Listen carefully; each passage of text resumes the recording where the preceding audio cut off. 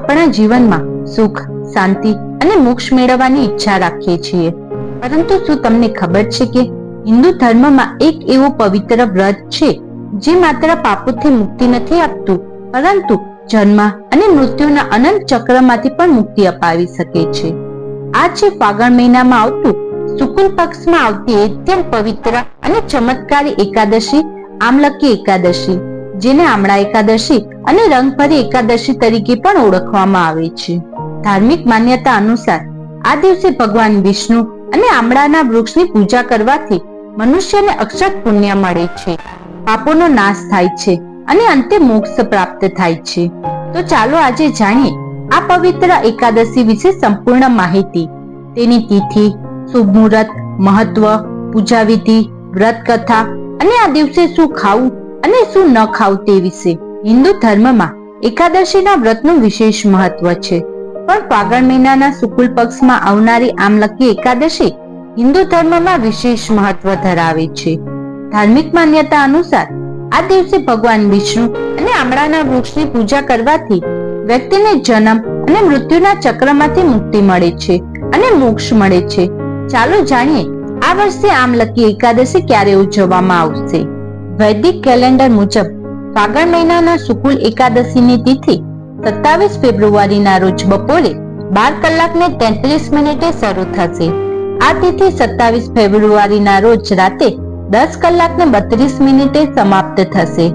Calendar મુજબ આ વર્ષે આમલકી એકાદશી 27 ફેબ્રુઆરી શુક્રવારના રોજ ઉજવવામાં આવશે. ચાલો જાણીએ આમલકી એકાદશીના મહત્વ વિશે. ધાર્મિક માન્યતા અનુસાર ભગવાન વિષ્ણુ જ્યારે બ્રહ્માંડની રચના કરી રહ્યા હતા ત્યારે જ આમળાના ઝાડની ઉત્પત્તિ થઈ હતી. ભગવાન વિષ્ણુ પોતે કહ્યું છે કે જે કોઈ આ દિવસે આમળાના ઝાડની પૂજા કરશે તેને બધા પવિત્ર સ્થળોની મુલાકાત જેટલું જ ફળ મળશે. કાશીમાં આ દિવસે રંગભરી એકાદશી તરીકે ઉજવવામાં આવે છે. એવું માનવામાં આવે છે કે ભગવાન શિવ દેવી પાર્વતી તેમના લગ્ન પછી કાશી લાવ્યા હતા, તેથી જ ભક્તો આ દિવસે બાબા વિશ્વનાથને ગુલાલ ચડાવીને હોળીની ઉજવણી શરૂ કરે છે. આ એકાદશીનું વ્રત કરવાથી ભૂતકાળના પાપો નાશ પામે છે, સુખ, શાંતિ અને સમૃદ્ધિ મળે છે, જન્મ મરણના બંધનમાંથી મુક્તિ મળે છે. ચાલો જાણીએ આમલકી એકાદશીની પૂજા વિધિ. આમલકી એકાદશીના દિવસે સવારે વહેલા ઉઠીને સ્નાન કરો અને પછી પૂજા રૂમમાં દીવો પ્રગટાવો. હાથ જોડીને ભગવાનની સામે ઉપવાસ કરવાનો સંકલ્પ લો. આ પછી ભગવાન વિષ્ણુની મૂર્તિને વેદી પર સ્થાપિત કરો. ભગવાનને પીળા ચંદનનું તિલક લગાવો અને પછી પીળા ફૂલની માળા ચડાવો. હવે પંજરી, ફળ, પંચામૃત, પંચમેવ, તુલસીના પાન વગેરે અર્પણ કરીને ભગવાનનું ધ્યાન કરો. આ પછી આમળાના ઝાડની પણ પૂજા શરૂ કરો. ઝાડની નીચે નવરત્ન ધરાવો, કળશ અને અગરબત્તી પ્રગટાવો. રોલી, ચંદન, કંકુ, ફળ, અક્ષત વગેરે અર્પણ કરીને પૂજા કરો. જો નજીકમાં આમળાનું ઝાડ ન હોય તો તમે ભગવાનને પ્રસાદ તરીકે આમળાનું ફળ અર્પણ કરી શકો છો. પૂજા પછી અંતે આરતી કરો અને બીજા દિવસે પારણા કરો. સનાતન ધર્મમાં દાનને મોક્ષ પ્રાપ્તિનું સાધન માનવામાં આવે છે. આમલકી એકાદશી જેવા પવિત્ર તહેવાર પર કરવામાં આવેલા દાનને અનેક ગણું ફળ આપનારું માનવામાં આવે છે. આ દિવસે ભોજન, વસ્ત્રોનું દાન અને જરૂરિયાતમંદોની સેવા કરવાથી ભગવાન વિષ્ણુની વિશેષ આશીર્વાદ પ્રાપ્ત થાય છે. ચાલો જાણીએ આમલકી એકાદશીની વ્રત કથા. પૌરાણિક માન્યતા મુજબ વેદેશી નામનું એક નગર હતું. એ નગરોમાં બ્રાહ્મણ, ક્ષત્રિય, વૈશ્ય અને શુદ્ધ રહેતા હતા. ત્યાં રહેનારા બધા નગરવાસી વિષ્ણુ ભક્ત હતા અને ત્યાં કોઈ પણ નાસ્તિક ન હતું. ત્યાંના રાજાનું નામ ચૈત્રરથ હતું. રાજા ચૈત્રરથ વિદ્વાન હતો. તે ખૂબ જ ધાર્મિક હતો. તેના નગરમાં કોઈ પણ વ્યક્તિ ગરીબ ન હતું. નગરમાં રહેનાર દરેક વ્યક્તિ એકાદશીનું વ્રત કરતા હતા.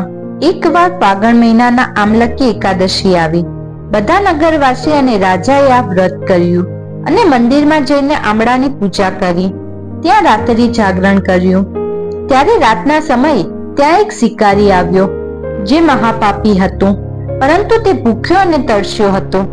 તેથી તે મંદિરના ખૂણામાં બેસીને જાગરણ જોવા લાગ્યો. અને ભગવાન વિષ્ણુ અને એકાદશીના મહિમાની કથા સાંભળવા લાગ્યો. આ રીતે આખી રાત પસાર થઈ ગઈ. નગરજનોની સાથે સાથે શિકારીએ પણ આખી રાત જાગતો રહ્યો. સવારે તમામ નગરજનો ઘરે ગયા. શિકારી પણ ઘરે ગયો અને તેને જમી લીધું હતું. પછી થોડા સમય બાદ શિકારીનું મોત થઈ ગયું. જો કે તેને આમલકી એકાદશીની વ્રત કથા સાંભળી હતી અને જાગરણ પણ કર્યું હતું. તેથી તે રાજા વિદુરથના ઘરે જન્મ લીધો. રાજાએ તેનું નામ વસુરથ રાખ્યું હતું. મોટા થઈને તે નગરનો રાજા બન્યો. એક દિવસ તે શિકાર પર નીકળ્યો, પણ વચ્ચે જ માર્ગ ભૂલી ગયો. રસ્તો ભૂલી જવાને કારણે તે એક ઝાડ નીચે સૂઈ ગયો. થોડી વાર પછી ત્યાં મલેચ્છો આવી ગયા અને રાજાને એકલો જોઈને તેને મારવાની યોજના બનાવવા લાગ્યા. તેમણે કહ્યું કે આ રાજાને કારણે આપણને દેશ નિકાલો મળ્યો છે, તેથી આને આપણે મારી નાખવો જોઈએ. આ વાતથી અજાણ રાજા સતત સૂતા રહ્યા. મલેચ્છોએ રાજા પર હથિયાર ફેંકવાનું શરૂ કર્યું, પણ તેમના શસ્ત્રો રાજા પર ફૂલ બનીને પડવા લાગ્યા. થોડી વાર પછી બધા મલેચ્છોએ જમીન પર મૃત પડ્યા હતા. બીજી બાજુ રાજાની ઊંઘ ખુલી. તેણે જોયું કે કેટલાક લોકો જમીન પર મૃત પડ્યા છે. રાજા સમજી ગયા કે આ બધા તેમને મારવા આવ્યા હશે, પણ કોઈ તેમને કાયમ માટે સુવડાવી દીધા છે. આ જોઈ રાજાએ પૂછ્યું કે જંગલમાં કોણ છે જેણે મારો જીવ બચાવ્યો? ત્યારે આકાશમાંથી અવાજ આવ્યો, હે રાજા, ભગવાન વિષ્ણુએ તમારો જીવ બચાવ્યો છે. તમે તમારા પાછલા જન્મમાં આમલકી એકાદશીની વ્રત કથા સાંભળી હતી અને તેનું પરિણામ એ છે કે તમે દુશ્મનોથી ઘેરાયેલા હોવા છતાં જીવિત છો. રાજા પોતાના શહેરમાં પાછો ફર્યો અને રાજી ખુશીથી રાજ કરવા લાગ્યો, ધાર્મિક કાર્યો કરવા લાગ્યો. ચાલો હવે જાણીએ પુરાણોમાં આમળાને ભગવાન વિષ્ણુનું સ્વરૂપ શા માટે કહેવામાં આવે છે. વિષ્ણુ પુરાણ. ભગવાન વિષ્ણુના મુખમાંથી ચંદ્ર જેવું તેજ બિંદુ જમીન પર પડ્યું. એમાંથી આમળાનું વૃક્ષ ઉત્પન્ન થયું, તેથી તેને પવિત્ર માનવામાં આવે છે. પદ્મ પુરાણ. ભગવાન શિવે કાર્તિકેયને કહ્યું કે આમળાનું વૃક્ષ વાસ્તવમાં વિષ્ણુ સ્વરૂપ છે. આ વિષ્ણુને પ્રિય છે.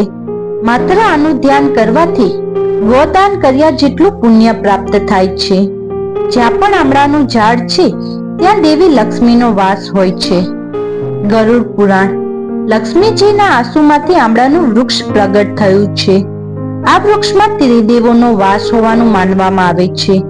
વૃક્ષના ઉપરના ભાગમાં બ્રહ્માજી, મધ્યના ભાગમાં શિવજી અને મૂળમાં ભગવાન વિષ્ણુનો નિવાસ હોય છે. ચાલો જાણીએ આમલકી એકાદશીના વ્રતમાં શું ખાવું જોઈએ. આમલકી એકાદશીના દિવસે આમળામાંથી બનેલી વસ્તુઓ ખાવી જોઈએ. આ દિવસે આમળાનું સેવન કરવાથી વ્યક્તિને અશક્ત ફળની પ્રાપ્તિ થઈ શકે છે અને સાથે જ સ્વાસ્થ્ય સંબંધિત મુશ્કેલીઓ પણ દૂર થઈ શકે છે. આમલકી એકાદશીના દિવસે કેળાનું સેવન જરૂર કરવું જોઈએ. માન્યતા છે કે એવું કરવાથી વ્યક્તિના સૌભાગ્યમાં વૃદ્ધિ થઈ શકે છે. આમલકી એકાદશીના દિવસે સક્કરિયાનું સેવન કરવું પણ ફાયદાકારક સાબિત થઈ શકે છે. એકાદશીના દિવસે નારિયેળીનું સેવન જરૂર કરવું જોઈએ. એવી માન્યતા છે કે તેમાં માતા લક્ષ્મીની કૃપા બની રહે છે.